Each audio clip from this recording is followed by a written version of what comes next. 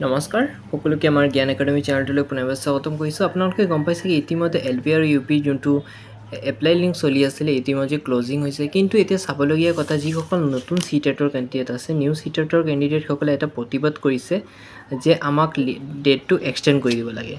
কিন্তু ইয়াৰ এই ক্ষেত্ৰত এতিয়া DW ডাইৰেক্টলি মানে কৈ দিছে যে এতিয়ালৈকে মানে লিংক অপেন নহয় বুলি DW অফিচত কোৱা হৈছে।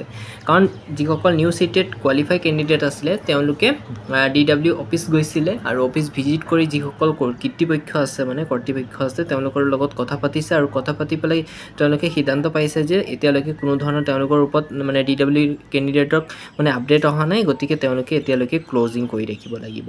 যদি তেওঁলোকে কৈছে যদি কেনেবাকৈ যদি কিবা নতুনকৈ আপডেট আহে গভৰ্ণমেণ্টৰ ফালৰ পৰা তেওঁলোকে মানে লিংকটো খুলি দিব। কিন্তু এতিয়া চাবলগীয়া কথা যে নতুন চিটেটৰ কেণ্ডিডেট যদি সোমাই পৰে তেতিয়া মানে কি হ'ব, আপোনাৰ কাট অফ ৰেংকটো অকণ বাঢ়িব পৰা চান্সেছ আছে বন্ধুসকল।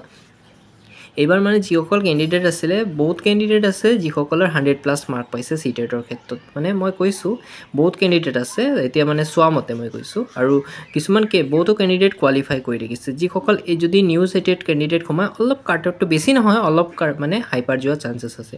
কিন্তু এতিয়া চাবলগীয়া কথা যে যিসকল নিউজৰ আণ্ডাৰৰ কেণ্ডিডেট আছিলে তেওঁলোকক মানে অফলাইন যোগেদি আবেদন কৰাৰ মানে এটা প্ৰচেছ চলি আছে। আপোনালোকে গম পাই চাগে যদি কোৰ্টৰ পৰা ভেৰিফিকেশ্যনৰ অপশ্যনটো দিয়ে তেওঁলোকক মানে নিউজৰ আণ্ডাৰৰ কেণ্ডিডেট যিসকল আছে তেওঁলোকক অফলাইন যোগেদি মানে এপ্লাই কৰাৰ এটা সুযোগ পাব।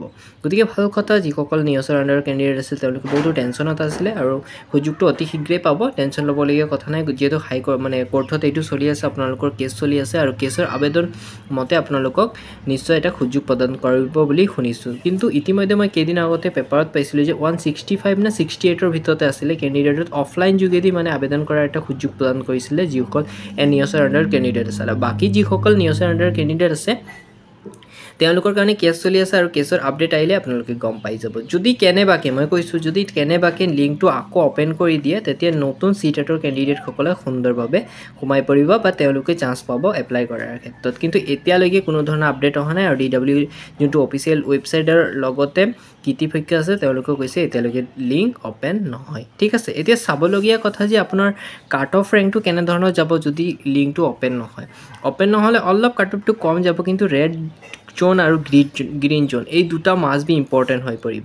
আৰু ৰেড জোন গ্ৰীণ জোনৰ ওপৰত এটা মই ডাটা বনাই আছোঁ, এতিয়ালৈকে কমপ্লিট হোৱা নাই বন্ধুসকল। মই ফাইনেলকৈ এটা কমপ্লিট কৰি পেলাই আপোনালোকক পুৰো ভালকৈ ফুল ডিটেইলছৰ সৈতে প্ৰদান কৰিম ডাটাটো।